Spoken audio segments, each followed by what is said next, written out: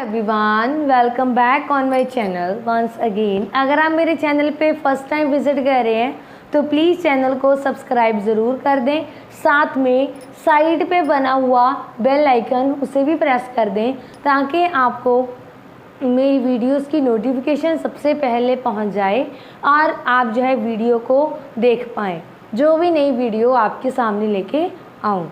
उसके बाद जो है अगर आपको मेरी वीडियो अच्छी लगे तो प्लीज़ उसके साथ लाइक भी प्रेस कर दें और उसको शेयर भी ज़रूर कर दें अपने फ्रेंड्स के साथ। आज हम जो है टॉपिक कर रहे हैं lines and angles. So lines और एंगल्स के बीच में क्या कॉम्बिनेशन है। तो अगर लाइंस के साथ दो लाइंस जो आपस में मिल रही हैं उनके साथ उनके बीच में कौन सा जो है वो एंगल बन रहा है, या ये बोल सकते हैं कौन से डिफरेंट टाइप के एंगल जो है लाइंस के साथ बनते हैं। सो हम बात करेंगे, पहले ऐसे हमने दो लाइंस को ड्रॉ किया और साथ में एक लाइन हमने उसके ऊपर लगा दी, उनका नाम रखा ए एंड बी, और जो लाइन उनको कट कर रही है उसका नाम हमने लिया X. So A and B हमारे पास क्या है, सबसे पहले जो ए एंड बी है वो हमारे पास पैरेलल लाइंस हैं। पैरेलल लाइंस मीन्स ऐसी लाइन जो आपस में कहीं पे भी एक दूसरे को कट नहीं करेंगी। उसके बाद है एक्स।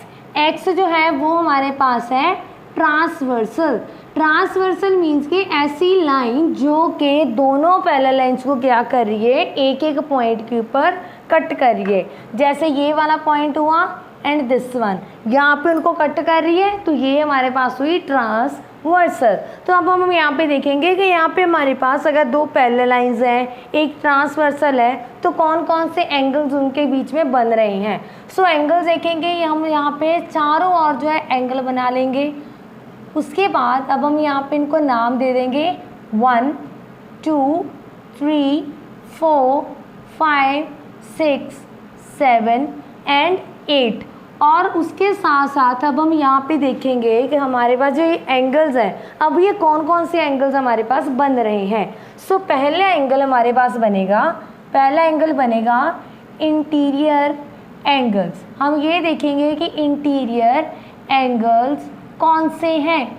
इंटीरियर एंगल हमारे पास अवेलेबल है यहाँ पे जो कि अंदर की साइड बने हुए हैं, दैट मीन्स एंगल 3, ये अंदर है लाइंस के, एंगल 4, उसके बाद एंगल 5 एंड एंगल 6। तो these are the interior angles. उसके पास हमारे पास आ रहा है एक्सटीरियर एंगल।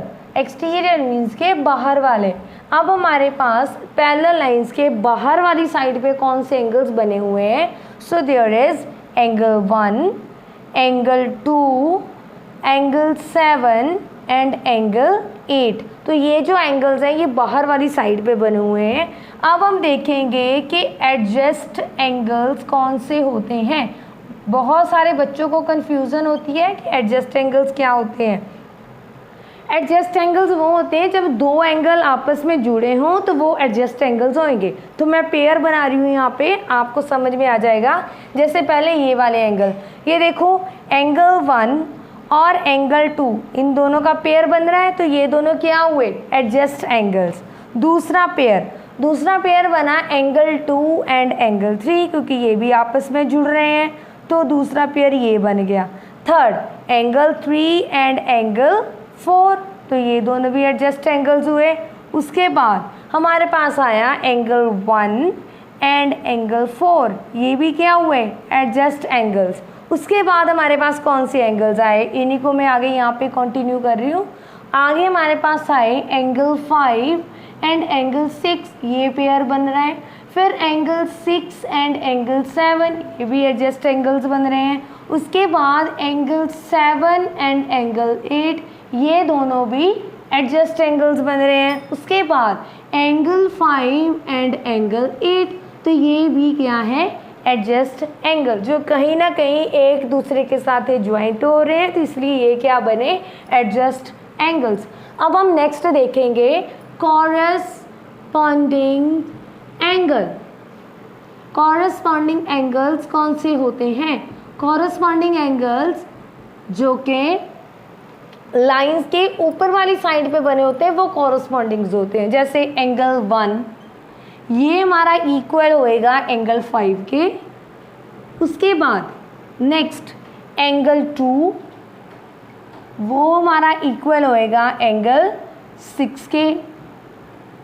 और कॉरस्पॉन्डिंग कौन से होंगे, अगर हम ऊपर वाले लें तो ऑब्वियसली नीचे वाले भी सेम हो जाएंगे, तो वो भी सेम आएंगे। जो एंगल 4 है वो एंगल 8 के इक्वल हुआ, जो एंगल 3 है वो एंगल 7 के इक्वल हुआ। So these are our corresponding angles. Clear it? दोबारा से रिपीट कर रही हूँ, कॉरस्पॉन्डिंग एंगल्स वो एंगल्स होंगे जो कि लाइंस के ऊपर बन रहे हैं, वो इक्वल हो जाएंगे आपस में, और जो लाइंस की नीचे बन रहे हैं वो भी इक्वल हो जाएंगे, right. So next is alternative. पहले हम करेंगे इंटीरियर एंगल्स।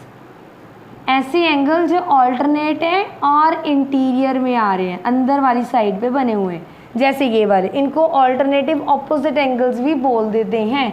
इनको ऑल्टरनेटिव ऑपोजिट एंगल्स भी प्रोनाउंस करते हैं। सो दो बोथ आर सेम, कोई भी प्रॉब्लम नहीं है, चाहे एक्सटीरियर है इंटीरियर है, वो ऑल्टरनेटिव ऑपोजिट एंगल हो सकता है।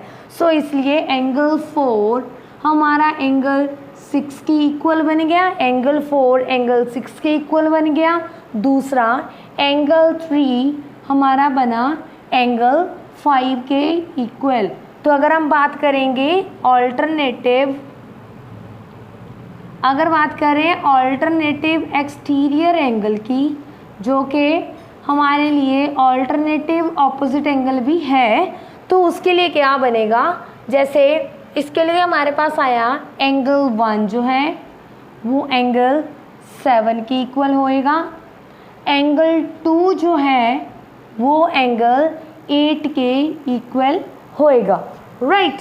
After that there are co interior angle.